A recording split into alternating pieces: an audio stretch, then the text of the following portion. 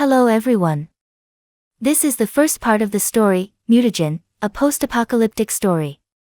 Chapter 1, The Arrival, starting the end of the peaceful era. Day 1 to 5:22 a.m., South Triangle, Diliman, Quezon City, Metro Manila, Philippines. A busy place whether it was the time of the day or the night. Buildings small and large should be seen everywhere along with the people minding their own business. Unfortunately this day, everyone's peaceful morning was severely disturbed. Different sounds of sirens echoed across the large area of the city. Some might find it more acceptable if a crime happened and the noise was caused by the police chasing after the criminal. However, that was not the case. The media, the police, rescue workers, firefighters, and many other people with the same field of work gathered. They made their way to this place as fast as possible even it was this early. Still, even in their field of work, everyone felt devastated by the scene in front of them. Buildings, whether business or residential establishments, collapsed. Flames spread almost everywhere mixed with the debris scattered around the area. Several streets were blocked and inaccessible because of the destruction. The number of deaths could not be estimated just by looking at the scene in front of them. And the cause, it was not an earthquake as anyone would have expected.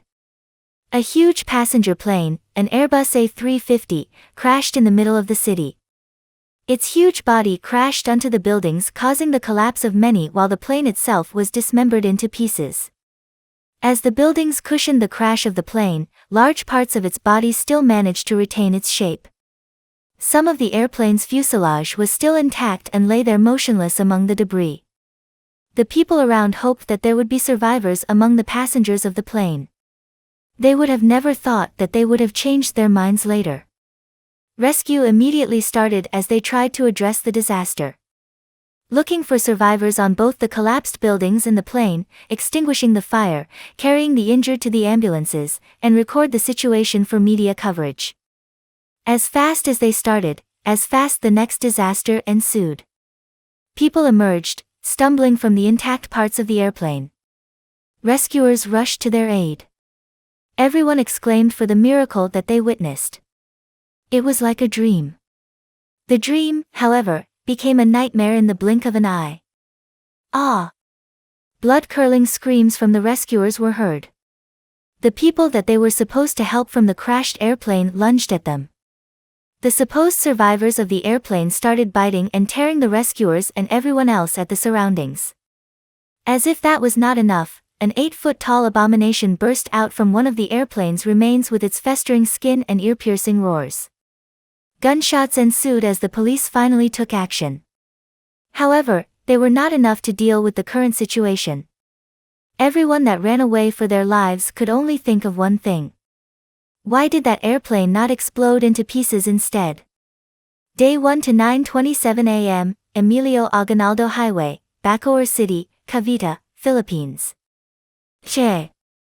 Mark sighed as he climbed up the stairs of the overpass. His sigh did not contain any feelings of disappointment or gloominess but was filled with annoyance. He was too annoyed that he could just punch the person walking in front of him, and his annoyance would still not dissipate. He was not the type of person to leave his house too often. And even if he had gone out, he was not going too far from home. Yet today, he was forced to do a whole hour of travel, just to reach his initial destination. His electricity bill was due by today. Being lazy to go out of the house, it ended up like this. Since he needed to pay the bill, he woke up by 6 a.m. and left to go to the distribution office before 7 a.m. He wanted to finish his task as early as possible and go home afterward. Due to the unexpected heavy traffic, it was already past 8 a.m. when he arrived. Mark felt lucky that when he arrived, only 4 people were waiting in line. He arrived late so he expected that there would be more people. Lining up at the back, he thought that he would be able to go home early. However, those thoughts shattered when he noticed that none of the customers lined up before him were called for quite a while. Time passed by and more people arrived. Still, not a single transaction was made since the time the office opened this morning. Mark started feeling impatient, but he could not just leave the payment for another day. If he did, he should expect that his house would not have electricity by tomorrow. It was not just Mark, but the other customers also felt the same. Many of them already started complaining and started to ask the office staff that passed by every now and then. Soon, Mark noticed the staff of the office getting flustered over something. They were going back and forth while doing their work with unnerved expressions. At 9:27 a.m., the problem was finally disclosed to the customers. "Our apologies, but there seem to be problems with our system. Transactions will get delayed until we fix the issues," the branch manager explained. Many of the customers asked questions. They learned that the current problem rooted in the side of the main office, and no one can tell when the transactions would be continued. As they have no other choices left, the annoyed customers left the office while grumbling about the amount of time they wasted by waiting. Mark felt frustrated as he needed to pay the bill badly. He left while thinking of checking the office again in the afternoon. He really can't delay the payment for another day. If things did not go well, he will surely spend some days without electricity at home and would also need to pay a reconnection fee. How troublesome. He grumbled under his breath while walking on the overpass. Since he needed to pass time, he decided to spend it at the city mall a few blocks away. He might as well play some arcade while waiting. It would be a good way to cool down his head. Still, he needed to wait for some time as the mall opens at 10 a.m. Mark walked down the stairs on the other end of the overpass and left towards the direction of the mall. Maybe, because he felt too frustrated, or because he did not go to this place too much, he failed to notice the strange happenings in the area. Before he walked up the stairs of the overpass, there are too many people walking in the same direction. When he was walking across the overpass, he should have been able to see that the flow of traffic was rather way heavier than usual. Numerous annoying sounds of car horns echoed across the highway as the drivers of the cars stuck in the heavy traffic expressed their frustration. Even stranger was that the heavy traffic only affected the northbound lane of the highway while the southbound lane had far too few cars than usual. No one noticed.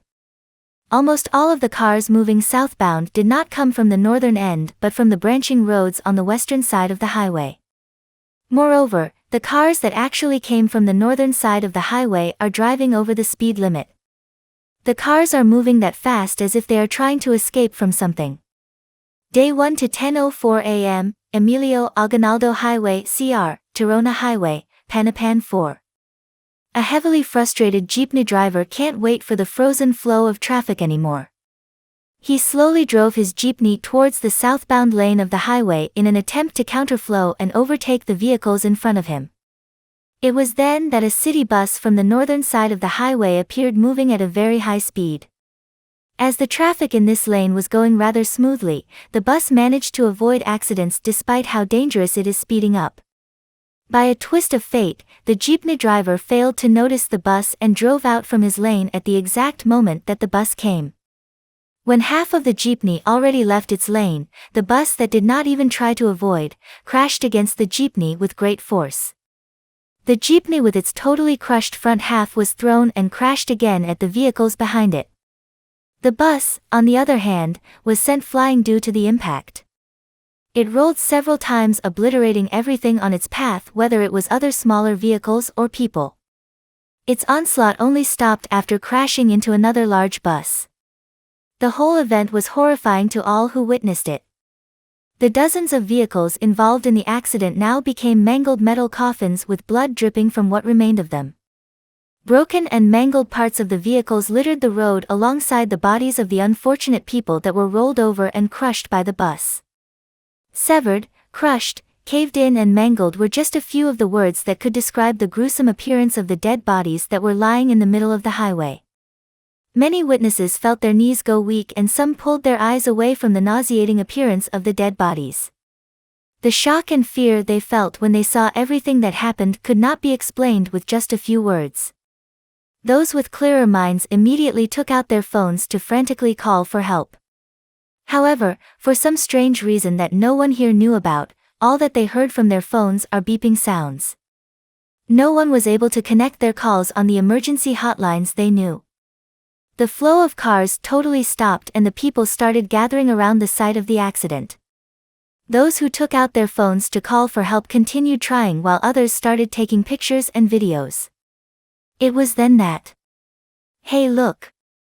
No one knew who shouted, but everyone's attention was called onto the wreckage that couldn't even be recognized as a bus anymore.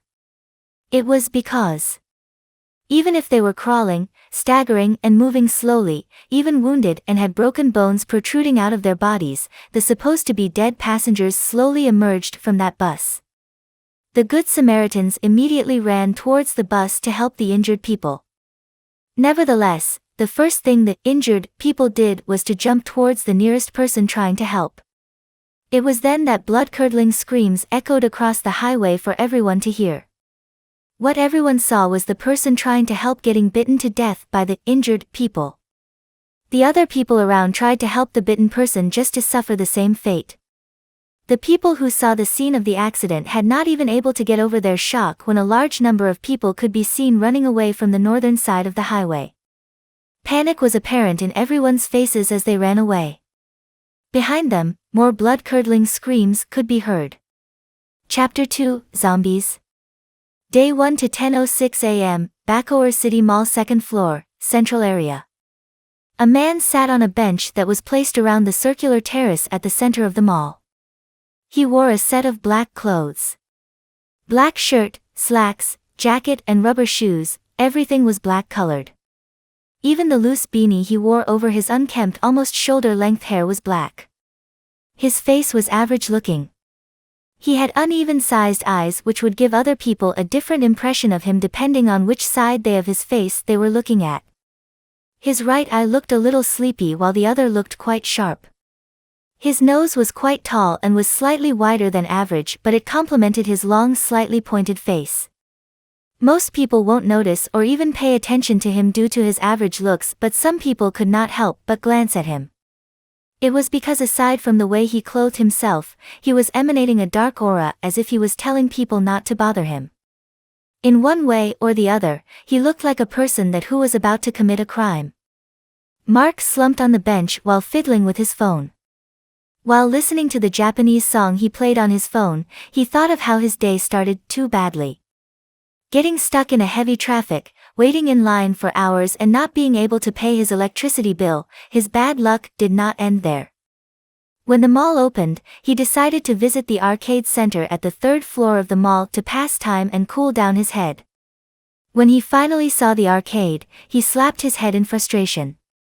The door of the arcade was blocked with metal shutters and the shutters were padlocked from the outside. To his dismay, the arcade center was closed. Furthermore, there was not even a single notice pasted on the metal shutters to tell why they were closed. It seemed to be an unintended closure. However, he could not help but notice that the arcade center was not the only one, but rather, about half of the stores he passed by earlier were closed while some were barely open. Many of the employees and staff of the mall he saw had anxious expressions.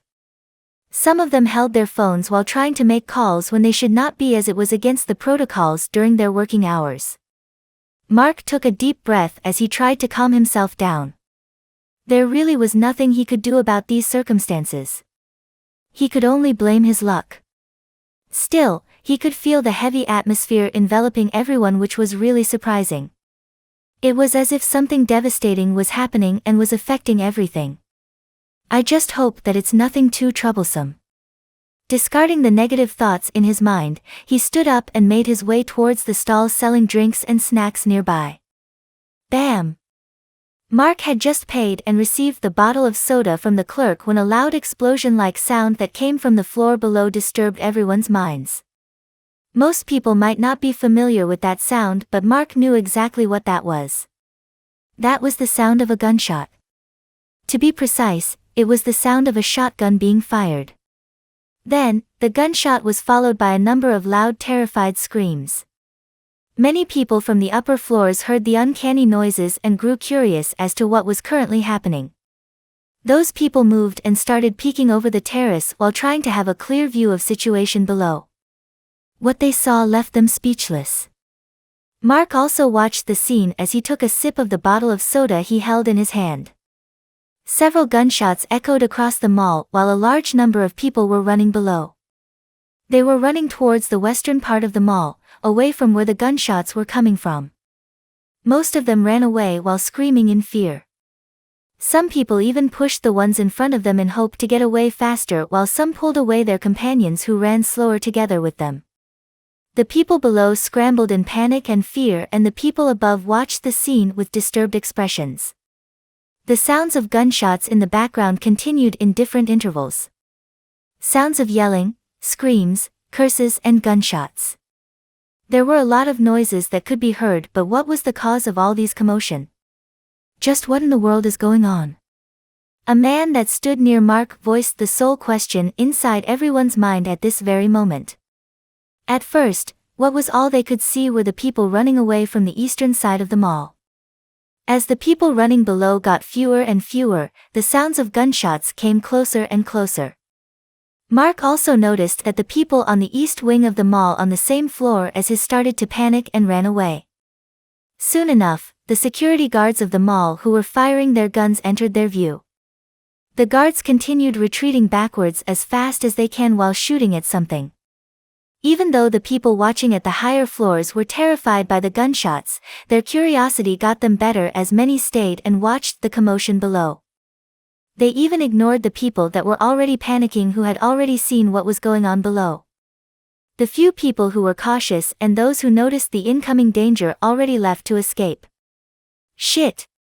What the hell are they? Mark heard one of the guards below him curse in a very loud voice. This just showed overwhelmed the guard was under his own emotions. It was then that another guard who was reloading his gun fell down while screaming. No, rather that falling down, the guard was pounced on as another person covered in blood was currently above his helpless body. Fuck. George. Clank. The guard who was cursing out loud saw what happened to his companion, shouted. He immediately aimed his shotgun at the attacker to shoot, but there was no sound of gunshot, rather, all he heard was a clanking sound coming from his gun. He was also out of ammo. Panicked, he shakily reached for his pocket to take out more shotgun shells for his shotgun. Some shells fell on the ground as he took out his hand from his pocket. He then attempted to reload his shotgun with the ammunition in his hand. Unfortunately, he was late. Before he could even close the chamber of his shotgun, the loudest and final scream of his companion entered his ears. He froze as he slowly raised his head looking at the bloody corpse of his companion. Fountain of blood gushed out onto the floor as attacker mercilessly tore the other guard's neck with a ferocious bite and chewed the flesh in his mouth hungrily. Filled with rage, the remaining guard held his weapon tight as he ran towards his fallen companion and shot the attacker on the head without mercy. Bits and pieces of brain matter and blood scattered as the body of the attacker fell into the floor. It was then that he felt severe pain on his back as he saw the floor get closer and closer in his eyes. Only the unknown pain from behind his neck and confusion filled the guard's mind as his sight slowly faded to black. By the moment that the first guard died, the remaining people watching were now truly terrified. Like bats disturbed from sleeping in their caves, the people ran away in every direction finding ways to escape. Those who had weaker stomach ran away with pale faces leaving traces of vomit on their initial spot. While the people around him scattered in fear, Mark remained standing in his spot near the terrace as he watched the second guard being bitten brutally. He then saw the body of the other guard that died first twitch for several seconds before standing up once more while staggering. The guard's head hung to the side revealing the bitten part of his neck dripping blood and staining his prided uniform. Mark furrowed his brows when he saw that scene, but the glint of twinkle in his eyes betrayed his expression. Inside, he felt excited as his lips unconsciously curved into a refreshing smile he never showed to others before. Zombies? He asked, but of course, there is not a single soul to hear or reply to him. If anyone were to hear his voice as he said that, they would likely notice that his voice was not filled with fear but rather, was filled with anticipation. Taking his sight away from the scene below, he looked at the people who were making their way down the escalators and stairs in panic. All the escalators and stairs were filled with people. He spotted several college students within the crowd.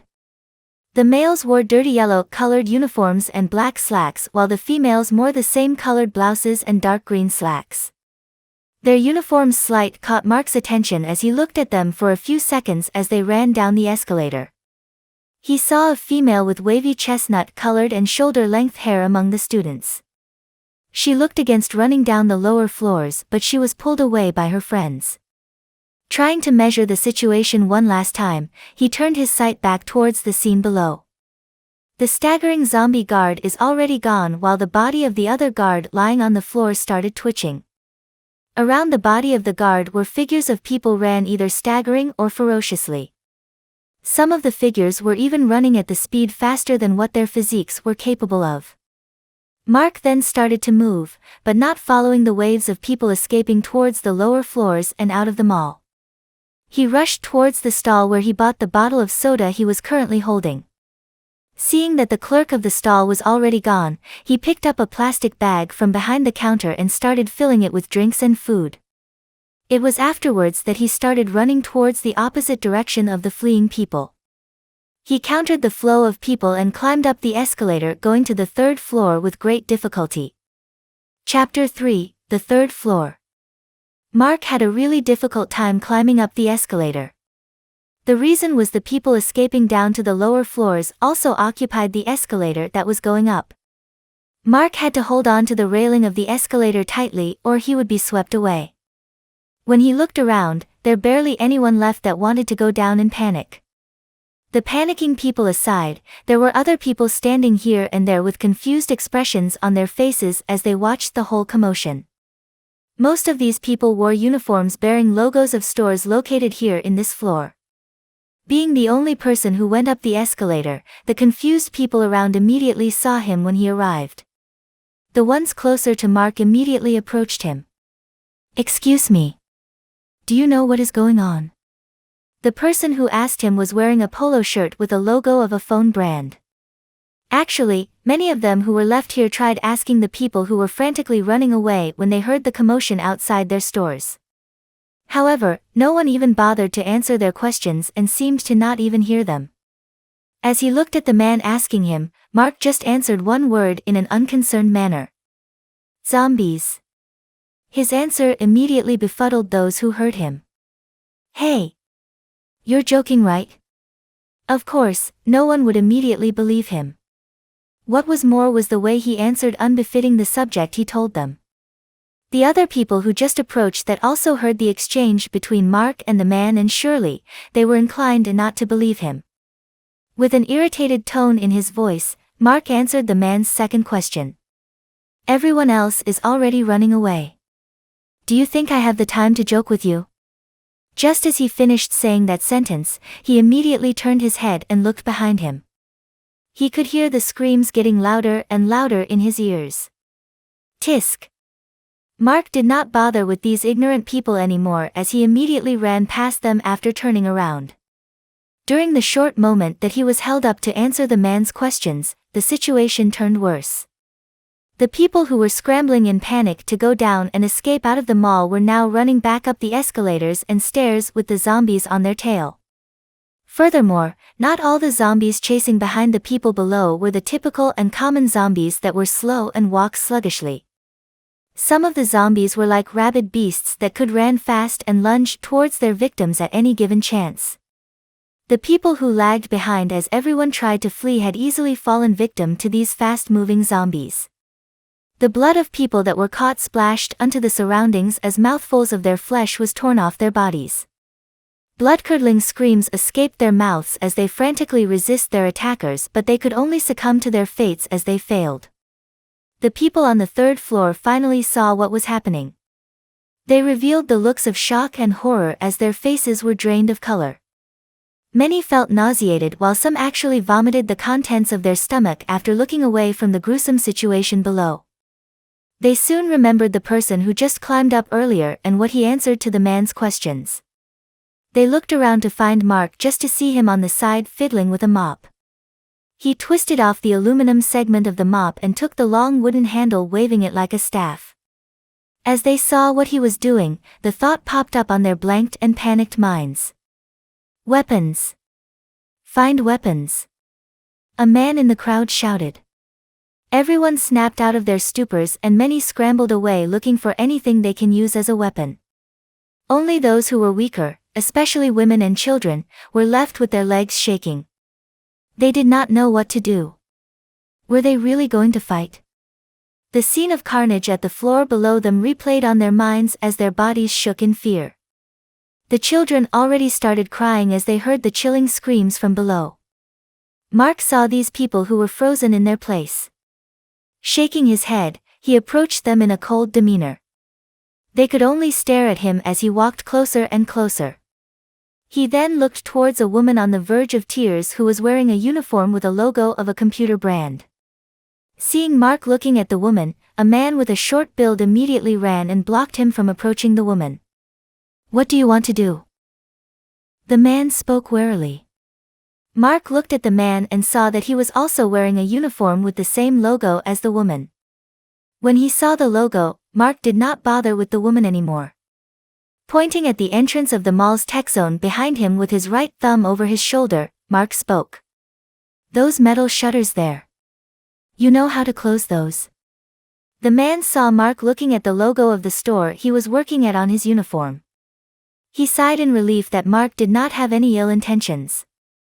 Being in this type of work for a long time, he had gone sharp at observing people.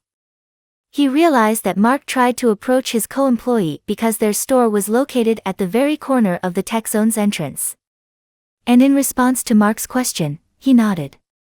"Then, bring these people inside the tech zone." Mark pointed at the group of people and children behind the man. After that, close the shutters at the other entrance. Just pull this one halfway down for now. We can use the tech zone as refuge once the zombies reach this floor." Hearing what he said, the eyes of the man and the weaker people and the children behind him lit up. Without further ado, they hurried towards the tech zone and followed Mark's instructions. While the other people were watching the scene below with horror in their eyes, Mark was already thinking of a way to deal with the situation. When he saw the entrance to the tech zone, he remembered that the whole tech zone was built with a large hall inwards lining the shops within the sides of the hall. As a separate area of the mall, it had its own dividing shutters. Unfortunately, he had no idea how to operate those shutters, or he had done it by himself. The other people that scattered around to find weapons saw what happened as they looked at Mark in a new light. Though this person looked cold and exudes an aura that deterred people away from him, he had a calm and rational thought as he tried to find ways and options that they, who panicked, won't be able to immediately think of. When they went and looked around for weapons in a hurry, they could only think of fighting to fend themselves despite the fact they also felt afraid to do so. They saw what happened below. Once those human-shaped man-eating monsters below reached this floor, if they could not fight or hide, it was likely that they would get eaten. Now, Mark opened another option that they would not need to fight to survive. Many of them immediately hurried to follow the people who entered the tech zone, only to hear Mark shouting at them. "You people! Where do you think you are going?" Hearing him shout, they could not help but stop, confused. "What do you mean? We also want to get in there and hide. Why are you stopping us?" A man voiced his discontent. "These idiots." Mark murmured, then, he looked above the terrace and glanced at the situation below before replying. "There is still time left. Go inside the other stores and get anything you guys think we can use before going in there to hide. Especially food and water. Those are needed unless you people wanted to starve to death in there. Who knows how much time will pass while hiding in there." Mark voiced his concerns with a commanding tone which made all these people feel conflicted, but they could not refute any of what he said, which were rational. Abandoning the thought of running away and hiding immediately, they entered the shops and went out carrying boxes containing assortment of things. Unfortunately though, the third floor mostly had stores for tech stuff, sports, clothing, and entertainment. There were very few places here to find food and drinks, unlike the floors below. A clever employee of the mall took a few of his co-workers and ran towards the southern wing of the mall as fast as possible. In a few minutes, they came back with several boxes of food and snacks and cases of cold drinks along with several more people in tow. Mark, who ran into the sports gear store, saw them and his eyes lit up. It seemed that these guys went to raid the snack bar at the cinema area. When Mark went out of the store, there was a large sports duffel bag strapped on his shoulder and he was holding a metal baseball bat in his right hand. The handle of the mop he took earlier was left inside the store as the metal bat was more convenient to use in this situation. But as he stepped out of the store, his eyes caught movement by his right side and he turned to the right by reflex. What he saw made him broke into cold sweat. This marks the end of part 1 of the story Mutagen, a post-apocalyptic story. Thank you for listening. Please like the video and hit the subscribe button to listen more. Hit the bell icon to get notified of all the new content uploaded to the channel ASAP.